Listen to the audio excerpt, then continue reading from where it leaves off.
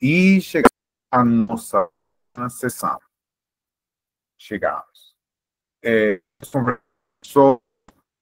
mais outros 3 tópicos ou técnicas narrativa contemporânea, alteridade e as distorções da realidade. É importante a gente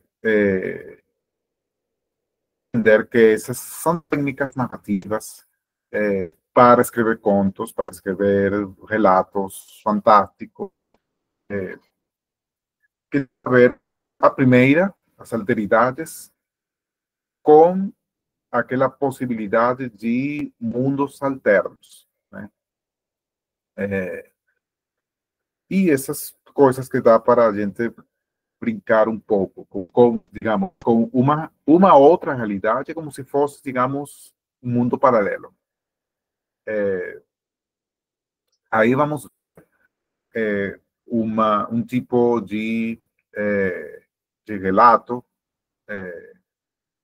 que, que de alguma forma vem fazer parte importantíssima da narrativa contemporânea, porque define, inclusive, a escrita de muitos escritores, que é o que eu chamo de ensaio de ficção. Ou seja, são aqueles... O escritor relata toda toda, toda uma história com H maiúsculo, mas é uma história inventada. Então é interessante ali. Sobre isso vamos ler um conto muito interessante de Jorge Luis Borges, que é Pierre Menard de Quixote. E de que trata o conto? Ele vai escrever um ensaio, ou seja, o relato é um ensaio sobre esse verdadeiro autor do Quixote. É muito interessante. Porque é isso, é brincar um pouco como leitor também, com a história. É fazer verdadeiramente do relato uma história alterna, uma alteridade, uma outra realidade. Vamos ver também que o fato de um tipo de relato como esse existir é porque o século XX nos permite ver o crescimento, o surgimento de gêneros híbridos. Então, é um híbrido de relato, híbrido de ensaio e relato. Ou seja, um híbrido de ficção e realidade. Ou seja, do discurso, de como você constrói um discurso, uma fala, vamos dizer, um discurso melhor. Um discurso ensaístico, um discurso científico, mas você está criando uma ficção.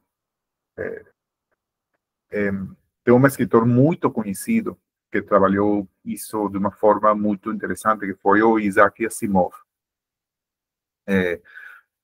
Mas no nosso continente temos o Jorge Luis Borges, que fez umas coisas geniais com isso.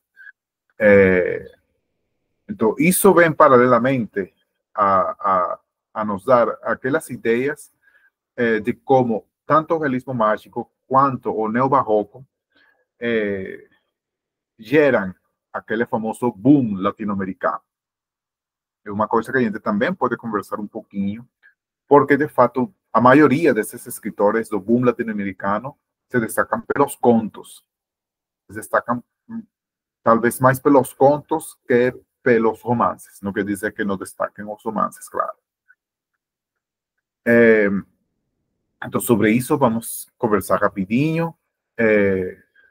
Aí eu vou também indicar a leitura de uns microcontos, mini contos, que na verdade eles têm forma de anedota, eles têm aquela forma bem antiga da estampa, né, dos exemplos.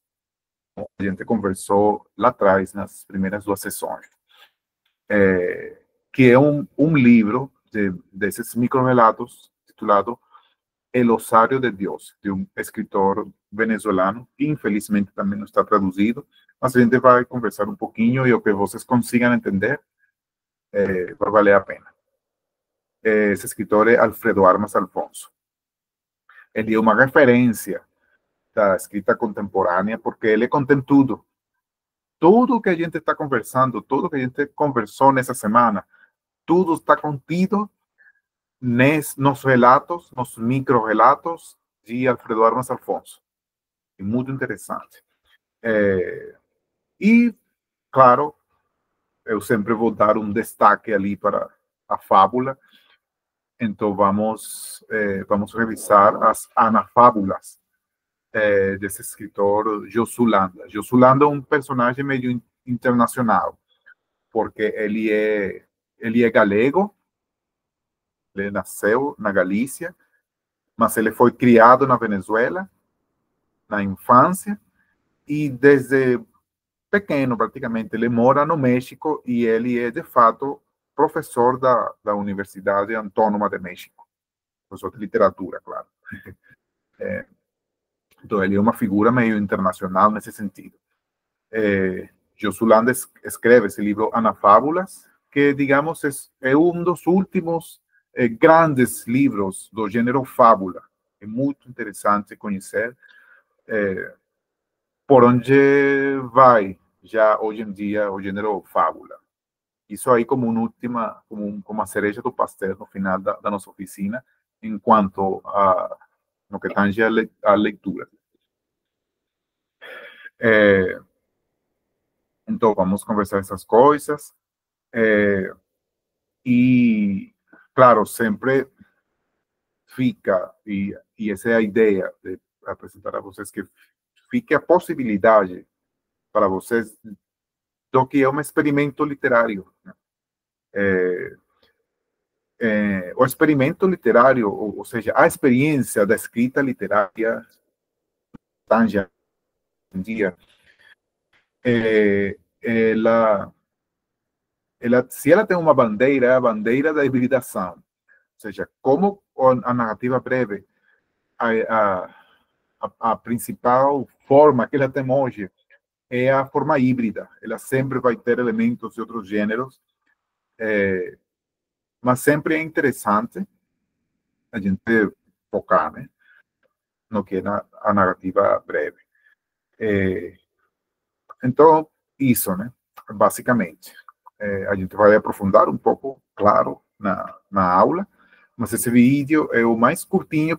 Já estamos cada vez mais focados e já nessa última aula vamos ainda mais nos focar no talhado do texto narrativo.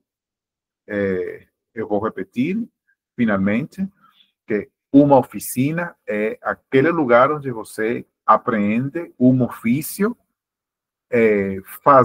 praticando aquele ofício. Por isso é chamado, em português, de oficina. Né?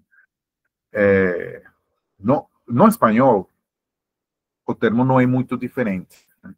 Mesmo que a palavra é taller, é porque taller é aquela coisa onde o escultor talha.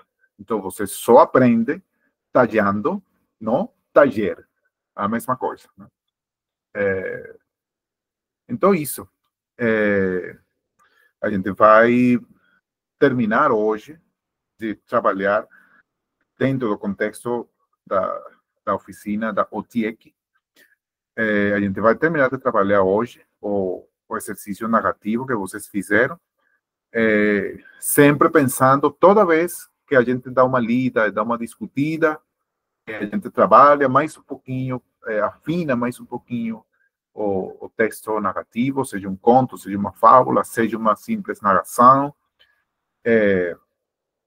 E é isso, é talhar o conto, e a gente entender que é muito diferente aquele produto da natureza que é a nossa imaginação, o que a gente consegue tirar de lá, é muito diferente aquilo do que a gente finalmente, como uso da razão, a gente constrói, né? Como um artefato, como um artifício literário. Então, isso, o que a gente já conversou sobre o conto, o relato, no geral.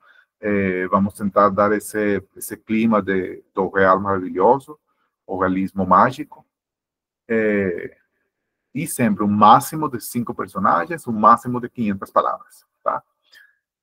Então, vamos dar início à nossa última aula.